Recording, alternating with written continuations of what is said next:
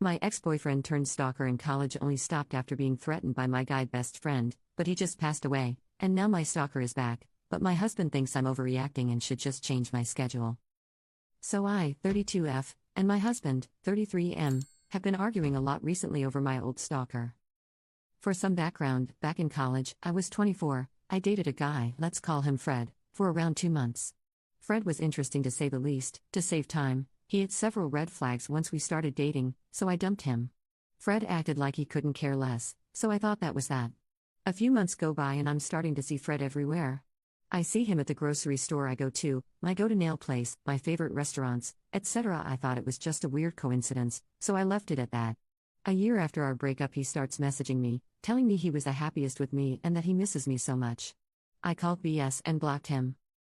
Then things escalated. Fred changed numbers every time I blocked him, made new social media accounts, and I strayed at seeing his car everywhere.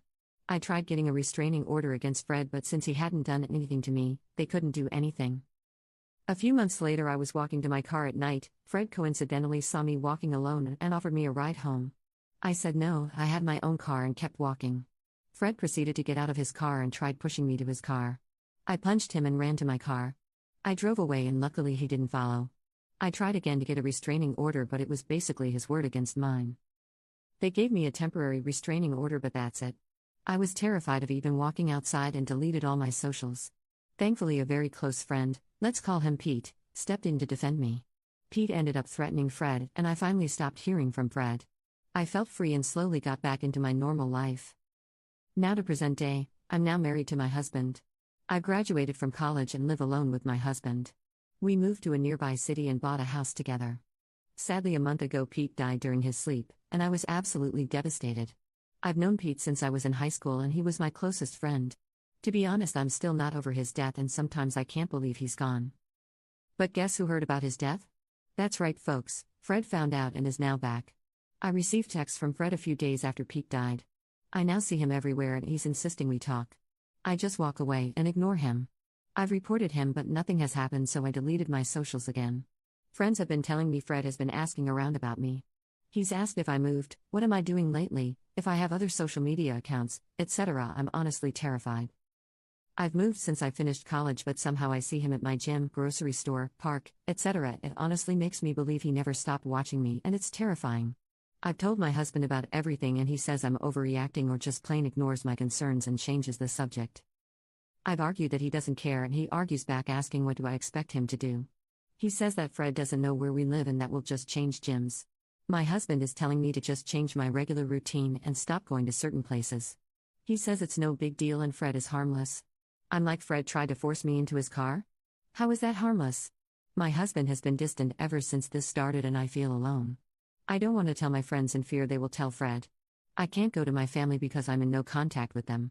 And of course my husband couldn't care less. I need advice. What do I do? Am I crazy? Should I just change my gym and my routine like how my husband says? Part of me just wants to move completely, but another part is basically asking myself, why do I have to uproot my life and change everything because of him? Can't he just leave me alone? It's been like 10 years already and I want to move on from this. Should I just talk to Fred hoping he'll finally leave me alone? Commenter, what does your husband think? 1. My husband thinks I'm overreacting and says if anything happens that Fred will end up jail. And I hate when he says that because what does it even mean? Do I have to end up in a ditch before I can finally be left alone? 2. My husband's excuse is that the law will protect me and if Fred tries anything, he'll end up in jail. It pisses me off when he says that. Do I have to end up in a ditch before I can finally be taken seriously? Update 1. My friends don't talk to Fred and they are aware of the situation. Fred has reached out to them randomly asking about me.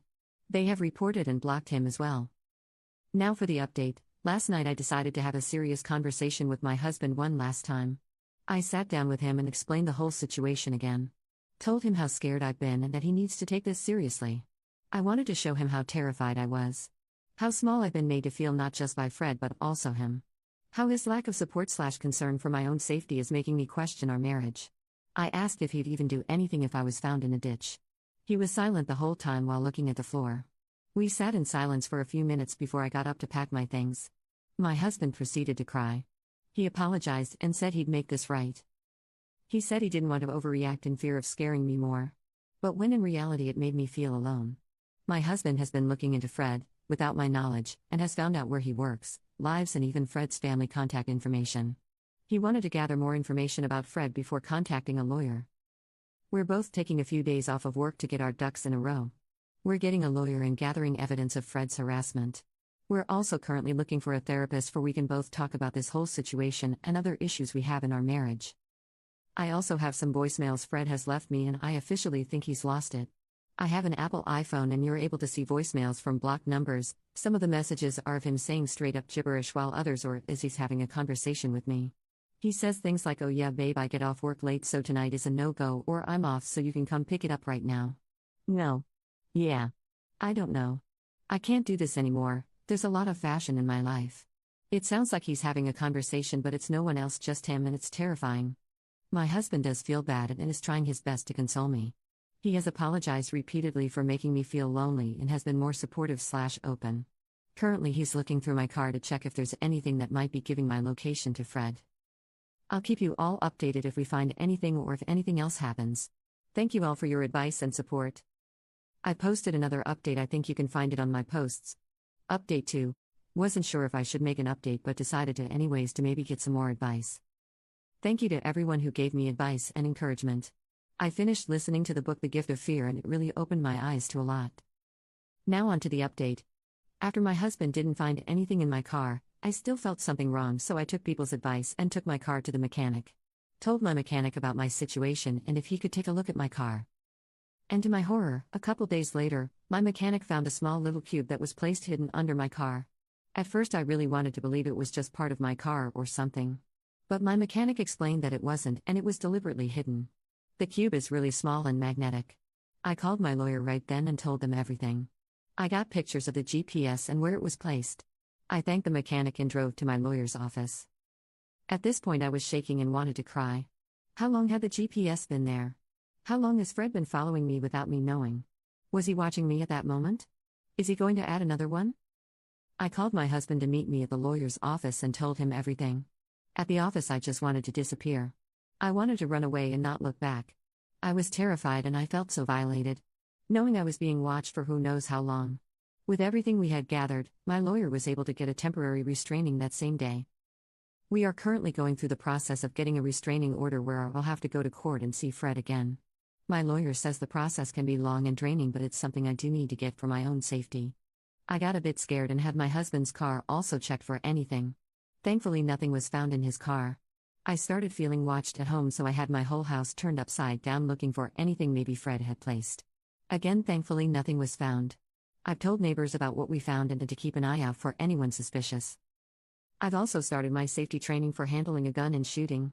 And still trying to get my CCW, but it can be a long process. Thank you again for everyone who has given me advice, and I'll keep you updated if Creepy Fred tries anything.